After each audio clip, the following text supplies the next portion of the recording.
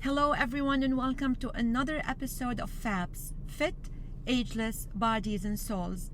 In today's episode, we're going to be talking about the world of diets, and there are plenty out there, some of which you might have already tried, and some of them you might have never heard of.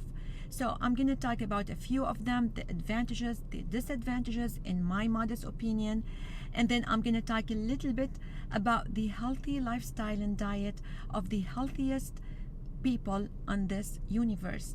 And I will end up the episode with a few tips for you to take to try on your own if you're looking to shed some extra weight or if you're just trying to lead a healthier lifestyle.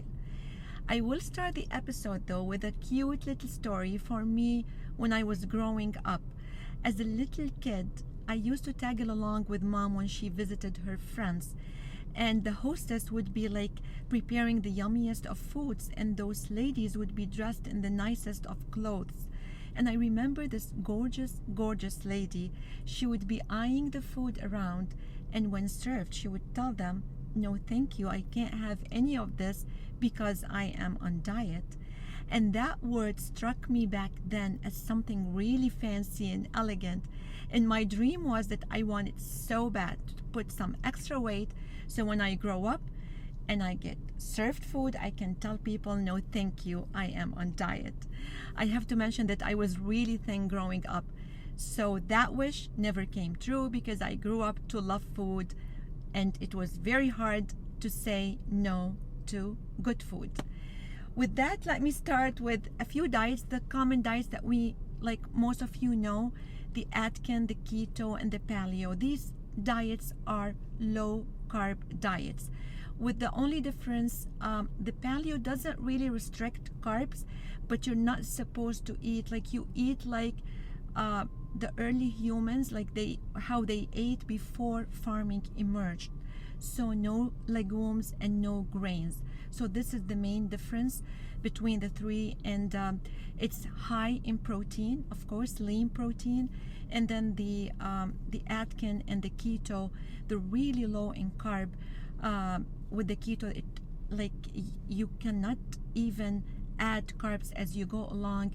With the Atkins, it's slowly you can add some carbs, because with the Atkins they want your body to go in what we call ketosis, so it's burning more fat.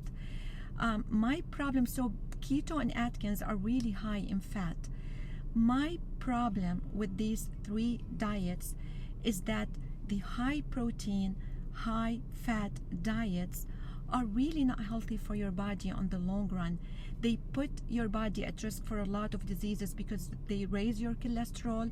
You are at risk of getting kidney stones. They even thin your bones because animal protein is highly acidic. So eating a lot of this is not really good for you. And you will lose weight in the early stages just because of the low carb. So it gets the water out of your body. I mean, not completely, but you know what I'm saying. Your body doesn't retain as much water as it's used to be. The good thing though is the high intake of vegetables with paleo and fruits. So that's a really good thing to take. And then you have the calorie restrictions. I'm not a big fan of this. I am not gonna go and count every calorie that I'm eating. It might work in the beginning, but on the long run, trust me, you're gonna get tired of it. Just eyeing your portions would work best. And then I was reading about other diets that I haven't heard of myself. There's this diet that's called the air diet. So basically you can cook whatever you want, serve it on your nicest china, and then bring it to your nose and smell it. And that should do the trick. It should make you feel satiated. I tried it, did not work. I wanted to eat everything on that plate. And then there's another diet that I read about. I think it originated in China. It's the stapling diet, where they actually put a little staple in your ear that would just trigger a pressure point to curb your appetite. No thank you, I'm not trying that. And then there is the round worm diet. It also originated in China, where people would eat round worms, and they are supposed to hatch your stomach and eat and digest your lunch. Thank you, worms. I'll digest my food myself. So as you see, some of these diets are really like they go to the extremes. And the word diet for me, it correlates with deprivation and restriction, and your body is going to fight against that, because let's face it, food is one thing that we all enjoy. So why not go and eat healthy, eat clean, and not worry about counting calories? On the long run, that is a more sustainable diet. But this would bring me now to talk. So with all these diets, there's one that I really like, and it's the Whole 30 diet, and I've tried this one. Basically, you eat real food, no ingredient list. It's what like God created food, not processed, no processed food whatsoever. I tried this diet. It's more of a lifestyle. This is why I like it, and it really works if you want to try it. It goes for 30 days. I tried it as a cleanse, and it worked wonders. And you can eat whatever out there that is not processed. And another diet that I am a big fan of, it's called the Beauty Detox diet. And the reason I like it, it's also because it's more of a lifestyle rather than just a diet that you're gonna think that you're gonna get sick of. So it goes in phases, and you make changes. The only thing that I did not like about the Beauty Detox is the added things that you had to eat, like the spirulina powders and the algae and the digestive enzymes, and the not so yummy probiotic salad that is fermented. So I mean, give and take, but it was a great diet for me to try. So here comes, I want to talk a little bit about the centenarians in this world who lives well into their 90s and even hundreds with good health. They're called, these areas that they reside in, they're called the blue zones, and there are all over the world. There's one in Italy, one in Greece, one in Japan, but there's one here in the States in Loma Linda, California, Southern California. And they did a research, and they were wondering how do these people live well into their 90s and hundreds in good health.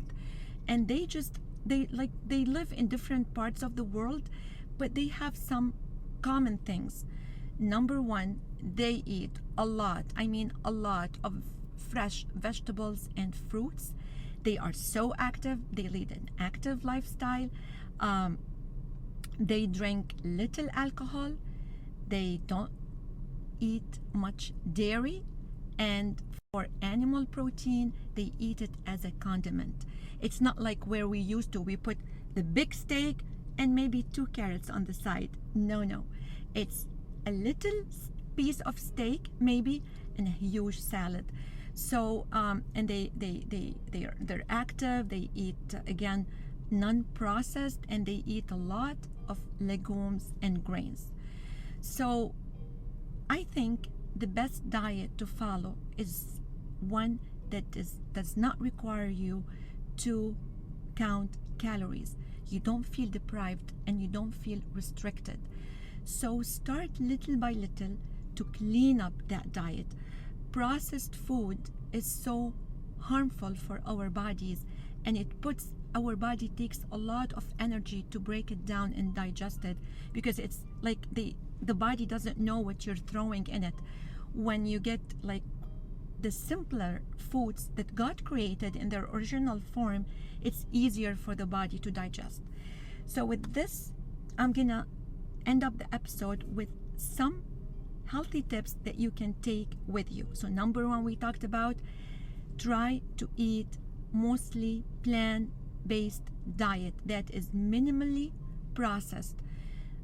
Your protein should be again as a condiment. If you choose to eat protein, animal protein, try to eat like the size of a card deck only.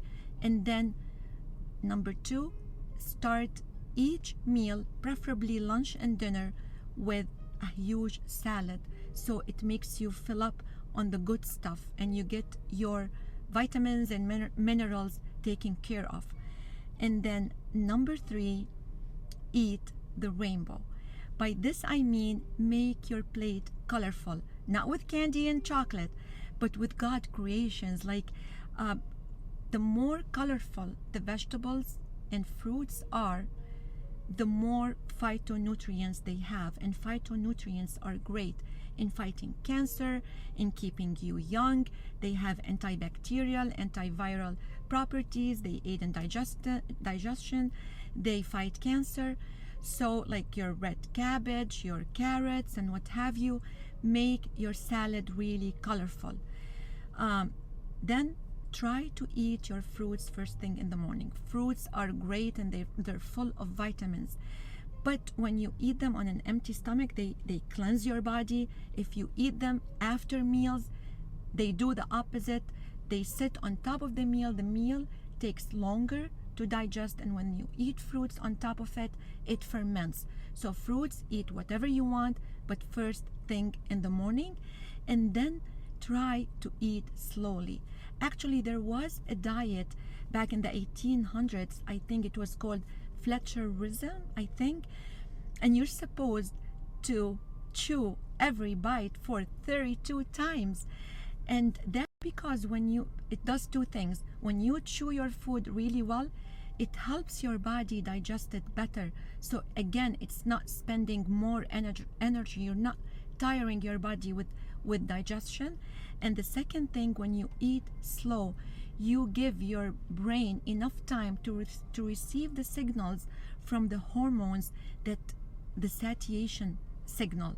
So that takes about 20 minutes. So instead of galloping your food, eat it slowly, and then you'll feel satiated without overeating.